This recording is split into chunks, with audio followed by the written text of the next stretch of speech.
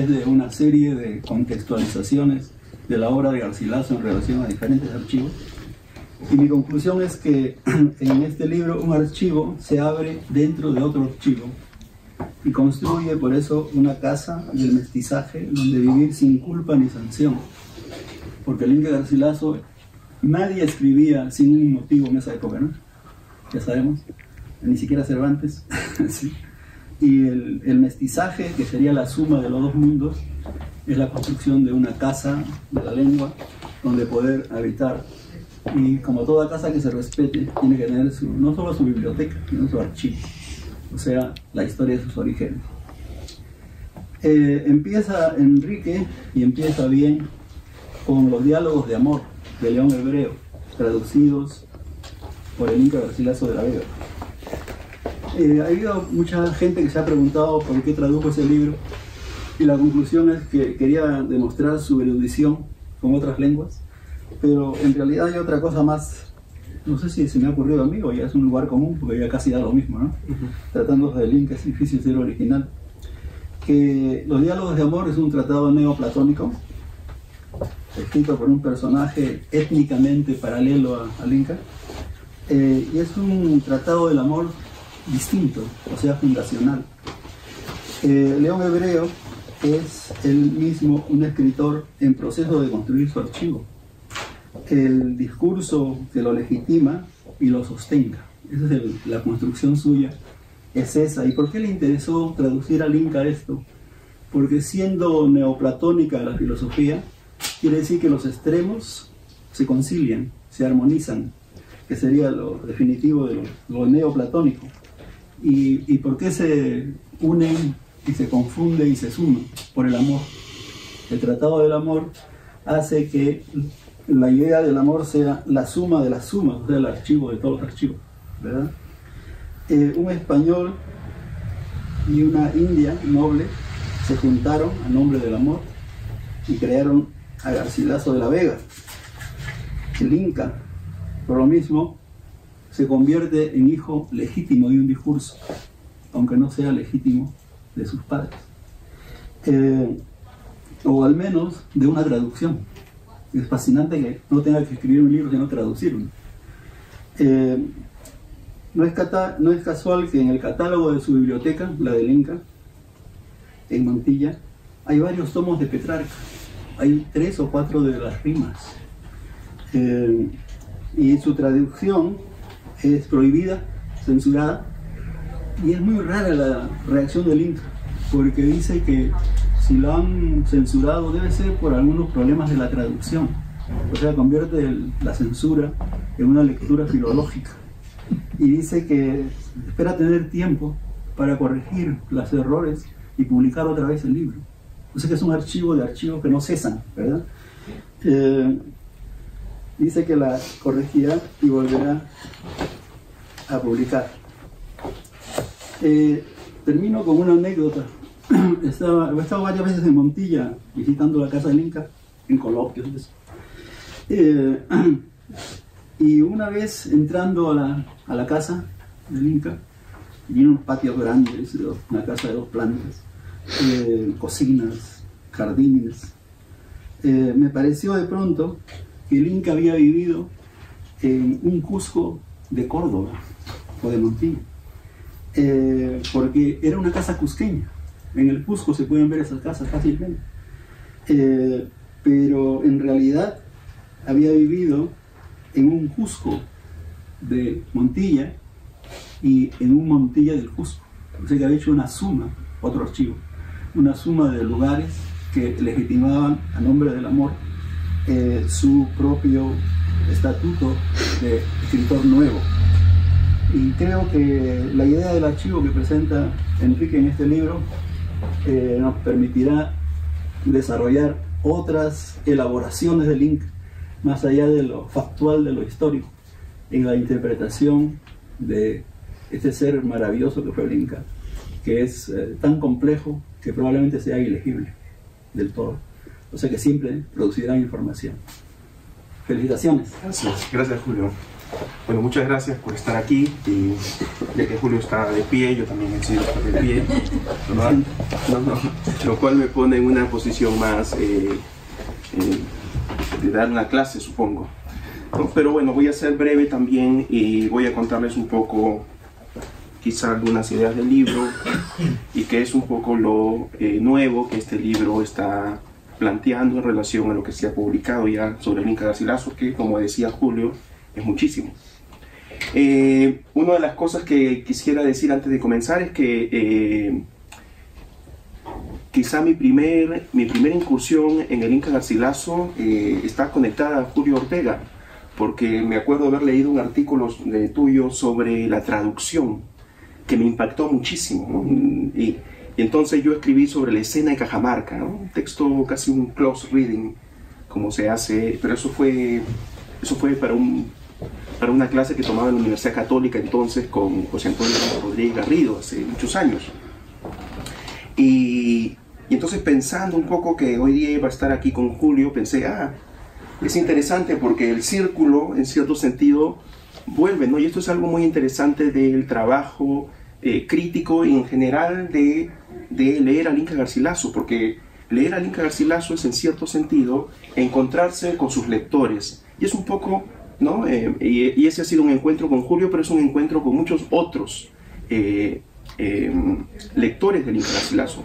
Porque si algo destaca en la obra del Inca Garcilaso, a diferencia de muchos otros cronistas también muy importantes y con información sin duda muy importante, es que el Inca Garcilaso tiene lectores, ¿no? Y tiene lectores que no solo están, digamos, leyendo e intentando interpretar su obra, sino más bien lectores que tienen una posición fundamental en cuanto a la construcción de lo que yo llamo el archivo colonial, ¿no? Entonces yo me he centrado sobre todo en el siglo XIX y he ubicado algunos lectores importantes, ¿no? Y esta obra un poco habla, o este libro habla un poco de estos lectores, ¿no?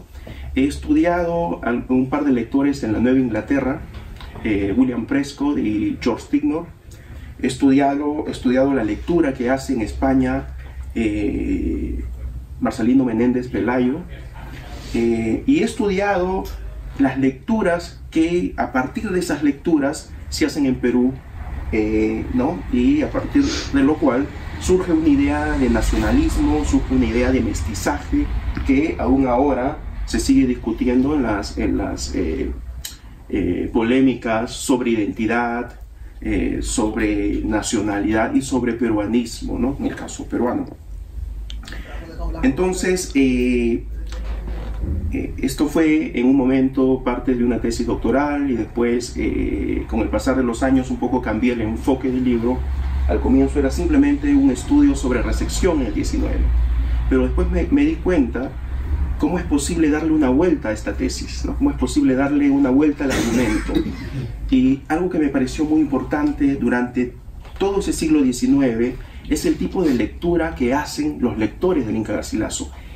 Y ese tipo de lectura es sobre todo biográfica, es biografista, ¿no? De allí el título del libro, Biografía y Polémica. ¿Y qué sería la biografía en el 19? Yo lo que propongo es que la biografía no es más que una metodología de archivo. Es decir, es una manera de clasificar, de valorar los elementos textuales que van incorporándose en el contexto de las nuevas repúblicas, para el caso latinoamericano, en el contexto de digamos, la reconquista cultural del mundo hispano por España, y esto sería un poco Menéndez Pelayo, o un poco el naciente imperialismo norteamericano, ¿no? Y es el caso de Tignor y el caso de Prescott, ¿no? Entonces, eso, ¿no? La biografía como una metodología de archivo, ya no solamente como esa metodología que desde, digamos, los estudios de teoría literaria contemporánea se cuestionan y se dicen, oh, la falacia biográfica, no detenernos en la biografía, no. Lo que yo muestro en este libro es que la biografía, al margen de las conclusiones que pueda ofrecer, es muy importante porque ha permitido construir, si se quiere, una cartografía de los textos, en este caso andinos y coloniales en el siglo XIX, ¿no? Entonces, el Inca Garcilaso para mí ha sido una manera de acercarme a un tema más grande, y es el tema en el que estoy embarcado ahora, que es la manera en que en el siglo XIX, a partir de diversos tipos de ideologías, se va construyendo lo que conocemos ahora como el archivo colonial, ¿no? Y en principio la misma idea de colonial es una idea que surge el siglo XIX, ¿no? Porque en los siglos anteriores lo colonial no se consideraba como colonial, era parte, ¿no?, de un sistema político que no se miraba, digamos, de manera metacrítica, ¿no? La idea de colonial es un concepto metacrítico en cierto sentido, pero también es un concepto nacionalista, ¿no? En la medida en que por ejemplo, en los textos que he revisado, lo que llamamos colonial aparece al comienzo, alrededor de 1820, 1830 en adelante, a llamarse como la época del coloniaje. O sea, no colonial, sino coloniaje, ¿no? Y eso está en los textos. Y esa es la manera en que los textos que llamamos ahora coloniales empezarán a ser incorporados o rechazados en las organizaciones, digamos, librescas de la época, ¿no? en las famosas bibliotecas, ¿no?, de la época. Algo importante sobre esta recuperación de lo colonial es que si uno mira la historiografía del 19, por ejemplo, entre, digamos, más o menos 1820 a 1850, es un momento de rechazo de los textos y de toda la textualidad que pertenece a ese otro periodo, político que es, ¿no?, el periodo, digamos, de los virreinatos, ¿no? Todo ese periodo se rechaza, ¿no? Hay una producción muy presentista, ¿no?, en los textos, en la producción cultural de la época, pero es a partir de 1850 en realidad que poco a poco los textos que eran coloniales empiezan a ser incorporados como parte de las tradiciones históricas, sean nacionales o sean literarias, ¿no? Y eso es lo que pasa con el Inca Garcilaso también, ¿no? El Inca Garcilaso aparece en la obra de Prescott primero, en su Historia de la Conquista del Perú, como un elemento que será cuestionado, ¿no? Y será cuestionado, entre otras razones, porque Prescott considera que el Inca Garcilaso no es un autor fiable, ¿no? Y eso ya lo sabemos, ¿no? Pero el Inca Garcilaso escribe bien. Entonces ese es un elemento importante para él, para recuperarlo, ya no como un autor fiable para la historia, pero como un autor atendible para la literatura. 2 años después, 1849, George Tignor publica por primera vez la Historia de la Literatura Española, que por cierto, la historia será el texto más panorámico que existirá desde una perspectiva de historia literaria para España durante por lo menos 50 años. De hecho, cuando Menéndez Pelayo escribe un prólogo para otra historia literaria que se escribe en el año 898, denunciará ese tema. Y las mismas ambiciones de Menéndez Pelayo serán escribir una historia literaria. De hecho, podemos considerar su obra, en cierto sentido, como pequeños fragmentos de esa historia literaria que él imaginaba mucho más erudita e enciclopédica, ¿no? Y una de las bases de esa historia literaria es sin duda los orígenes de la novela, ¿no?, en donde la piedra fundamental es sin duda la obra de Cervantes.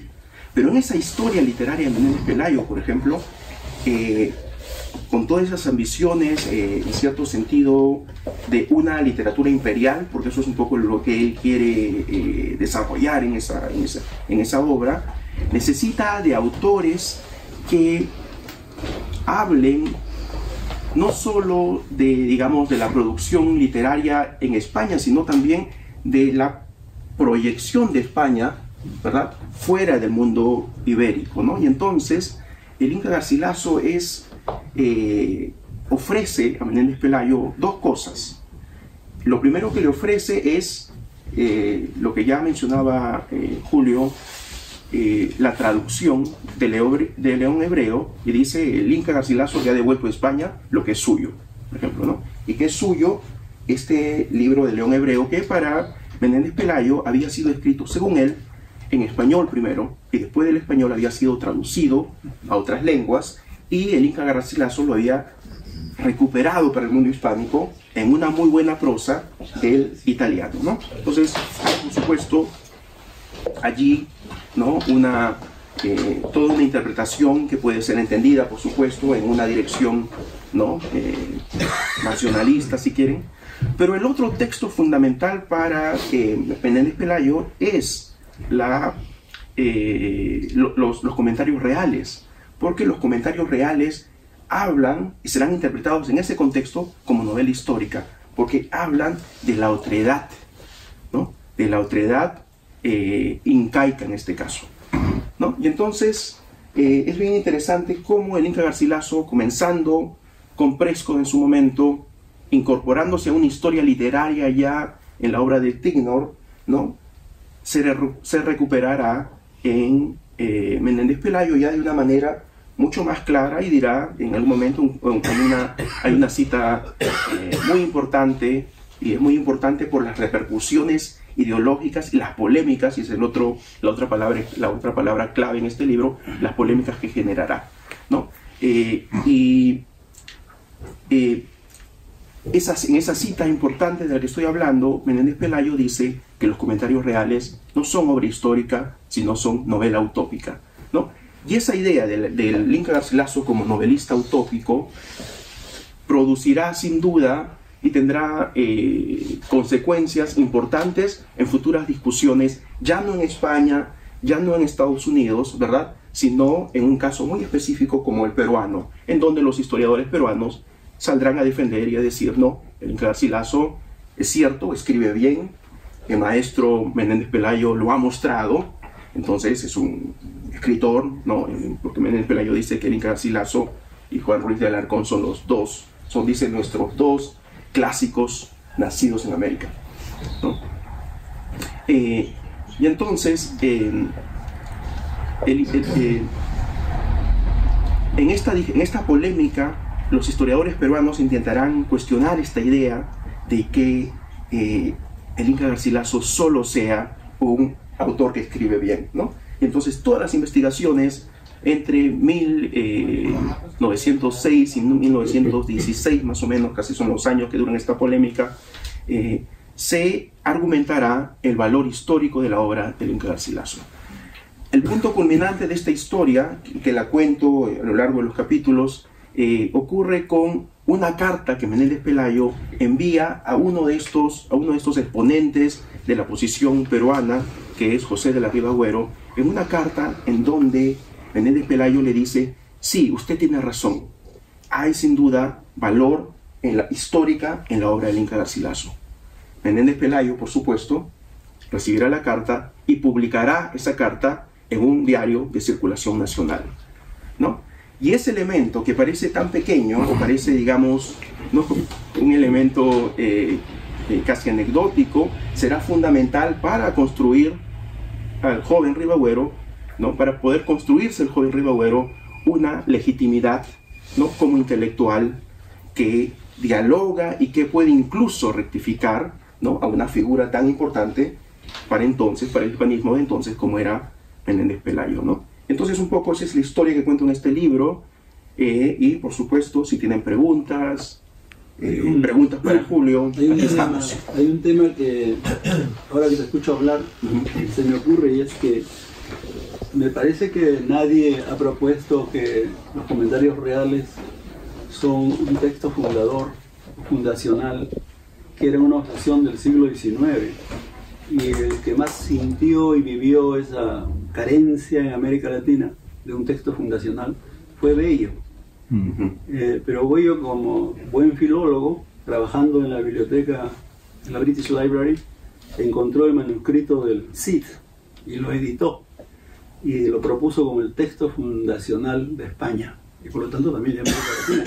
Pero porque era considerado por la historiografía de la época como un texto bárbaro, mal escrito, descuidado, y probó Bello que era una mezcla de varios sistemas rítmicos, no me acuerdo cuál es ahora, pero creo que el provenzal o algo más, y finalmente Menéndez Pelayo le reconoció a regañadientes como buen colega español, pero se lo reconoció. Y lo curioso es que nadie haya dicho que yo sepa que los comentarios reales son una piedra fundacional, por ejemplo, de la cultura latinoamericana, que tendría sentido, ¿verdad? Pero lo que pasa es también que el Inca es muy misterioso. Es más, a veces parece personaje más no. ¿Cómo se explica, por ejemplo, que en su testamento, que se demoró días enteros, borraba, añadía cosas, 5 gallinas para él, me tiene una deuda, que se llama, el típico testamento de la época, no menciona a su hijo, Diego, que era un curita en la catedral de Córdoba, ¿no? Sí. Y pero aparece él cuando un ricachón del pueblo dice: el Inca Garcilaso tiene una tumba demasiado grande para él solo, yo quiero comprar un pedazo de ahí para ser enterrado allí. Y entonces Diego aparece y dice: no puede ser, porque yo soy el heredero del Inca, soy el hijo. Pues extraordinario. Lo había silenciado, los silencios del Inca, ¿te acuerdas que se hablaba de eso? Los silencios del Inca, que revela que era un personaje construido por sí mismo, ¿no? Que añadía y suprimía según. O sea que quizás eso no contribuía con la idea de un fundacionalismo. Es bien interesante porque precisamente ese documento del que hablas, el testamento, que será descubierto, ¿verdad? Es otro trabajo de archivo por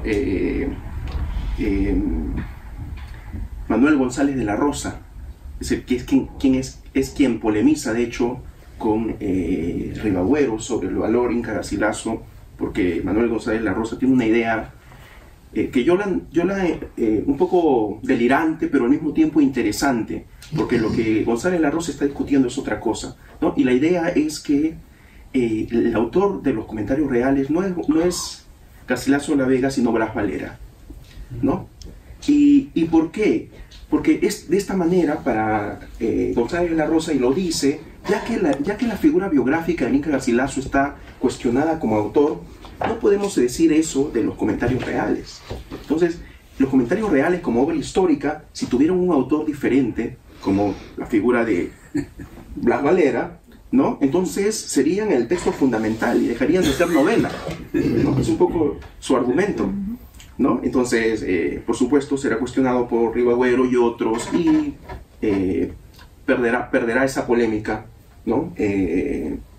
En ese pequeño campo intelectual peruano que recién se formaba, ¿no? Que era un campo muy pequeño en realidad, y que Ribagüero, muy joven, logra tomar y, en cierto sentido, amoldarlo un poco a su agenda, ¿no?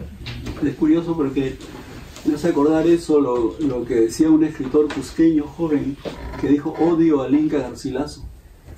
Sí. ¿Te acuerdas cómo se llama? Ya no tan joven. Sí. Lucho Nieto. Lucho Nieto de Gregorio. Ah, sí, Lucho Nieto de Gregorio, novelista, ¿no? Así es. Sí. Y en realidad no es que lo odiaba al Inca, sino que odiaba la representación del Inca como mestizo 50-50. Una cosa increíble, construida por el Estado, por razones políticas manipuladoras, ¿no? Y entonces eso sí odiaba él, pero no tenía que odiar al Inca, odiaba una imagen, entonces no se daba cuenta de la diferencia. Claro, y eso es un poco de lo que hablo en el libro, ¿no? Estas polémicas, estas aristas ideológicas que están alrededor. Y para volver al testamento, que es lo que habías mencionado. Qué gran género el testamento, ¿eh? Que es bien interesante ese testamento que descubre Manuel González de la Rosa, porque el Inca Garcilaso le deja dinero a mucha gente. O sea, le deja dinero a su hijo Diego, dinero de por vida, para que se encargue de administrar su tumba y sus rezos, sus Aves Marías, etcétera, ¿verdad? Pero también deja dinero a varias criadas, a doña Beatriz, ¿sabes? La mamá de Diego. Bueno, eso es, no es muy claro, pero bueno. Alguien tiene que ser la mamá de Diego. Pero hay varias criadas al que él deja dinero y dice y que sirva de dote, y si no sirve de dote, que sirva para que pueda pagar su ingreso a un convento. Pero no dice que Diego es su hijo.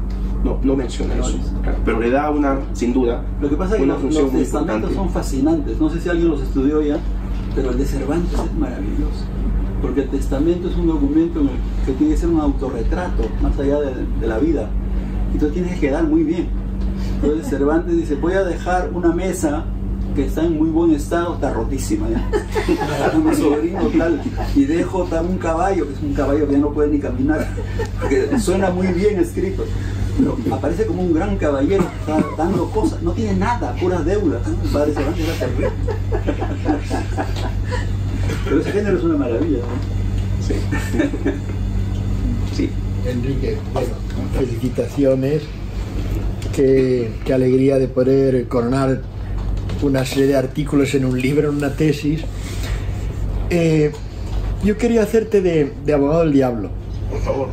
En el sentido de que me parece que toda la oposición, vieja oposición en la historiografía andinista, entre literatura e historia, peca de presentismo. Creo que es una visión desde los gremios de hoy, cuando en el siglo XVI no era imposible combinar ser escritor e historiador, sino al contrario, Solís lo toma a gala ser una buena pluma.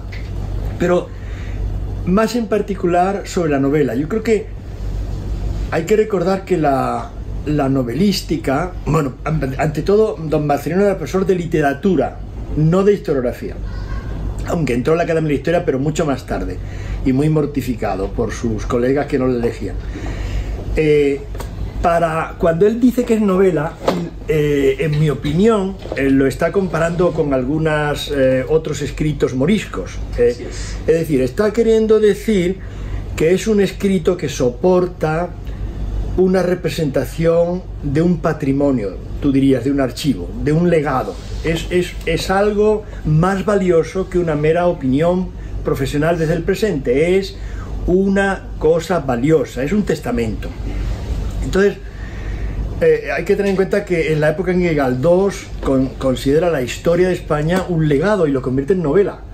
Joaquín Costa escribe varias novelas, Justo de Valdedios, para ver cómo era el íbero frente al romano, es decir, para ejemplificar la identidad nacional.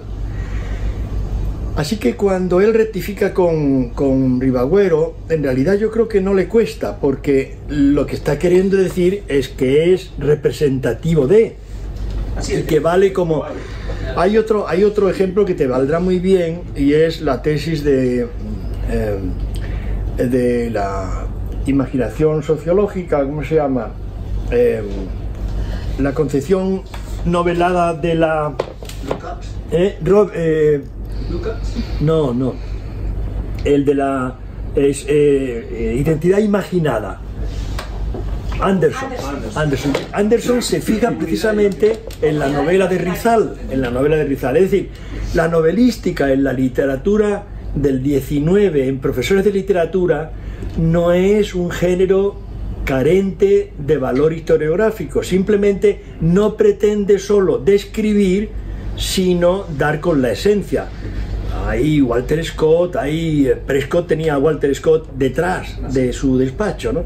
Es decir, yo creo que la discusión y lo que revela que en la difusión de las tesis hay una transformación, como en toda transculturación, ¿no?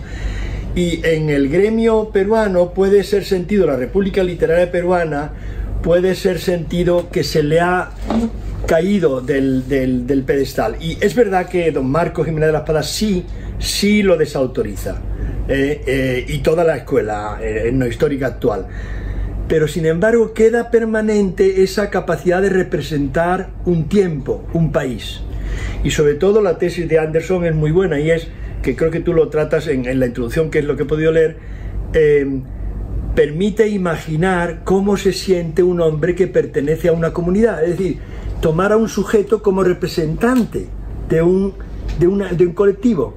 eso es lo que quiere decir la novela, y no, o sea, un historiador habla de los otros, como Heródoto, de los persas, pero un novelista habla de sí mismo como representante de la comunidad. O sea, mi pregunta, después de este discurso, en realidad hay oposición de verdad en el planteamiento tanto de Prescott como de Marcelino entre novela e historia, o hay más bien un intento de elegir de entre los llamados historiadores algunos que sí representan al país, que hablan como indio, que diría Jiménez de la Espada del Inca y de otros, de Pachacúteo? Yo creo que la discusión en el Perú puede haber transformado la discusión original, y entonces hay que entenderla en términos del contexto literario peruano. No sé qué te parece. Me parece, de hecho, una muy buena observación en realidad, y lo que habría que pensar es que también las disciplinas en realidad recién empiezan a surgir y a organizarse a partir de 1850 en adelante. De hecho, Prescott es lo que se consideraba un hombre de letras, era un hombre que hacía historia, hacía literatura, hacía, ¿no? Es decir, tenía reflexión filosófica, incluso política, ¿no? Y eso no era, o sea, la especialización como ¿no? Como tú sabes, por ejemplo, la antropología empieza recién ¿no? O la arqueología recién empieza a formarse en los museos, ¿no? En fin, es un espacio, digamos, disciplinario muy todavía poroso y fluido, ¿no? Y eso quizá es algo típico, importante. Típico del 19, ¿no? Pero los textos, los grandes textos del 19 son eso, son muchas cosas al mismo tiempo, y las lecturas que hace el 19 de lo antiguo, ¿no? Claro. Don Marcelino en particular hace su discurso de ingreso a la Academia de la Historia sobre el valor de la literatura para la historia. Y hay creo que un comentador del padre Acosta también habla del valor de esta literatura para la... O sea, creo que se estaba intentando fundir disciplinas con más prestigio. El caso de Arguera sobre si es escritor o es etnógrafo, ¿no? Sí. En el debate del 65. Pero más típico es la lectura que se hace de Huamampo, ¿no? Que se hacía como un indio lego, y después ahora la crónica se lee como un documento étnicamente fijado, lo cual es un error. Se ha hecho cada vez más indio a Huamán, lo cual no tiene sentido. Creo que ahora hay una reacción para superar esa imagen. Claro, a mí lo que me interesa en realidad es cómo estas intervenciones, y lo dijiste bien, ¿verdad? Esta discusión peruana, quizá dijiste, ha cambiado los términos de la discusión, y eso es lo que me interesa en realidad, ver cómo estas discusiones cambian en realidad los términos de la discusión que ocurre. Por eso que hablo de archivo y hablo en realidad de texto archivo en el Inca Garcilaso. Cómo es que todas estas lecturas, estas reorganizaciones del espacio de los textos, porque por ejemplo, en el caso del Inca, o sea, lo que afecta al Inca Garcilaso, y tú has mencionado a Jiménez de la Espada, es en realidad la aparición de la segunda parte de la obra de Cieza. O sea, la segunda parte de la obra de Cieza, que, como dice en un momento Franklin Pease, realmente Cieza y el Inca comparten informantes. O sea que por muchas cosas la visión general de un estado incaico como benefactor y absolutamente efectivo, donde no existen pobres, ¿verdad? Eso está en relación a los informantes que tiene Cieza, que tiene Betanzos, y que también tocan al Inca Garcilaso, ¿no? Entonces aparece en el siglo XIX la obra de Cieza, y quien la trabaja primero es Prescott. Prescott la trabaja en manuscrito, la encuentra en manuscrito, la trabaja en manuscrito, y Prescott se equivoca de autor, porque dice, no, estaba dirigida, el manuscrito que él tiene estaba dirigida a un tal Juan de Sarmiento, un funcionario, ¿no? Un funcionario, de hecho no solo funcionario, sino la cabeza de Indias, ¿no? Así es, del Consejo de Indias, ¿no? Y entonces, a partir de ahí, Prescott hace una lectura biográfica y dice, bueno, esta obra escrita por el funcionario, ¿no? Juan de Sarmiento, dada su posición, ¿verdad? Dadas sus condiciones biográficas, etcétera, tienen valor por tales y tales cosas, y por lo tanto es un texto más autorizado que la obra de Inca Garcilaso. Quizá para no confundir a los estudiantes, tendría que decir que todos los textos tienen una vida múltiple, ¿verdad? Y no depende de los textos, sino de la lectura, de los marcos en que se lee. El gran ejemplo es la Biblia. Escrita directamente por Dios o por el Espíritu Santo no se sabe, pero imagínate qué autoridad. Y sin embargo ha sido reinterpretada. Por ejemplo, los salmos de David. Tú ves un salmo y dice: Señor, yo te amo, prémiame. En cambio mi vecino no cree en ti, mata sus vacas, quema sus pastos. Y ahí sale Cardenal con sus salmos por otro lado, ¿eh? O sea que la Biblia es un gran ejemplo de reescritura permanente para quien quiera tomarlo. Y el otro ejemplo interesante es el de Benedict Anderson, cuando dice que cuando los venezolanos, que eran grandes patriotas, quieren independizarse, dicen: bueno, tenemos que escribir una constitución. Y dice alguien: pero ¿para qué vamos a escribir una gran constitución si ya existe la mejor del mundo, la de Estados Unidos? Vamos a traducirla, para hacerla nuestra. Y la traducen, y es la constitución venezolana. La única diferencia con los Estados Unidos es que la venezolana es más larga, porque el español necesita más palabras. Todo cuenta. Sí, pero bueno, esto es un poco... Sí.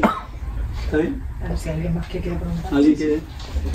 Bueno, bueno, gracias por el libro y por la presentación. Todavía no lo he podido leer, pero me resulta muy interesante.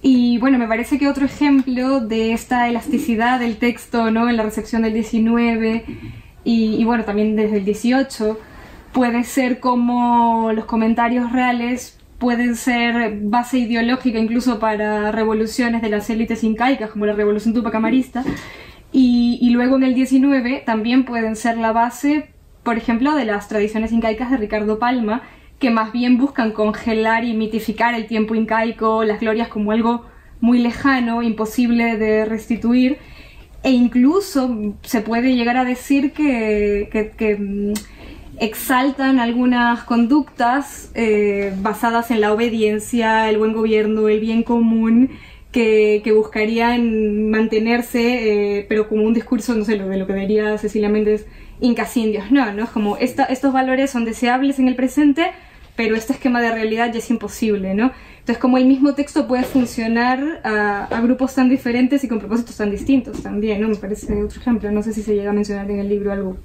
Sí, bueno, se menciona un poco las investigaciones que ya están hechas sobre el tema. En efecto, hay un libro de Fernanda Maki sobre el 18, que se llama Incas Ilustrados. En esta editorial. Además, está por aquí, quizá agotado ya, el libro está agotado, no sé. Pero acaba de salir, por ejemplo, otro libro este año que se llama, el Inca Garcilaso, está en inglés, algo así como nuevo postmodernista, el Inca Garcilaso y el postmodernismo.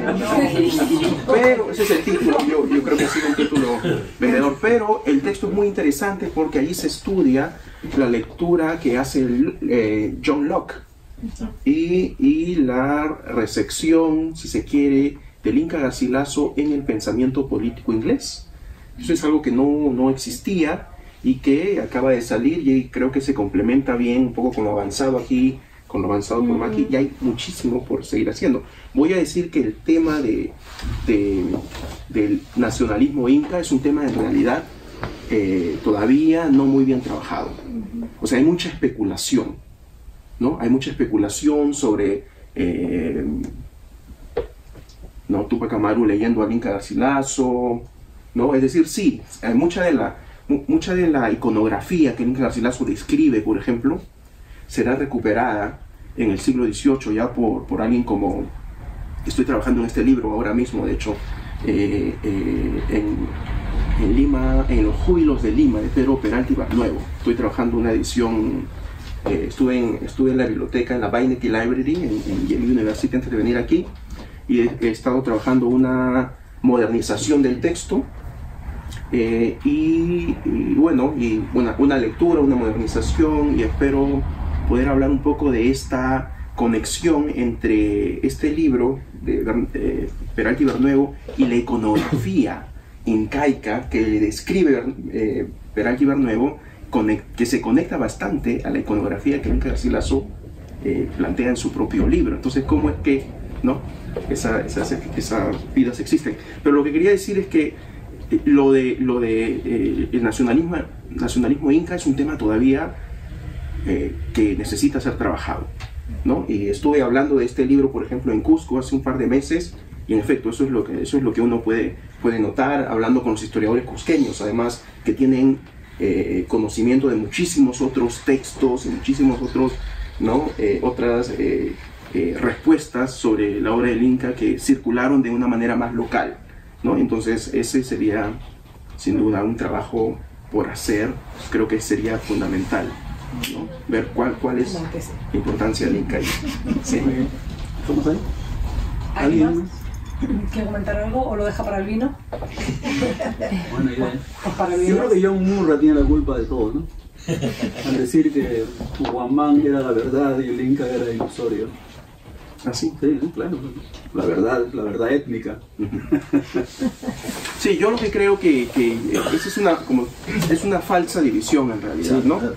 Y la verdad es que el Inca Garcilaso nos da una parte del picture, digamos, una parte de esta figura, y Huamán Poma nos da otra, y los otros cronistas nos dan otra, y gracias a eso ahora podemos tener una imagen un poco más compleja de cómo eran las relaciones, digamos, de poder y coloniales en la época, ¿no? Solamente al rey de España se le podría haber ocurrido, Juan Carlos, llevar al Cusco un poco de cenizas del Inca y ponerlas en una pampa de llamas, y de pronto 2 llamas hacen el amor. Es un espectáculo absolutamente prehistórico. Claro, al ver al rey que les quedaba, ¿no? Creo que llevaron ya parte de las cenizas. Sí. Está enterrada en la Qué obsesión con las cenizas, ¿no? ya fue. Es la...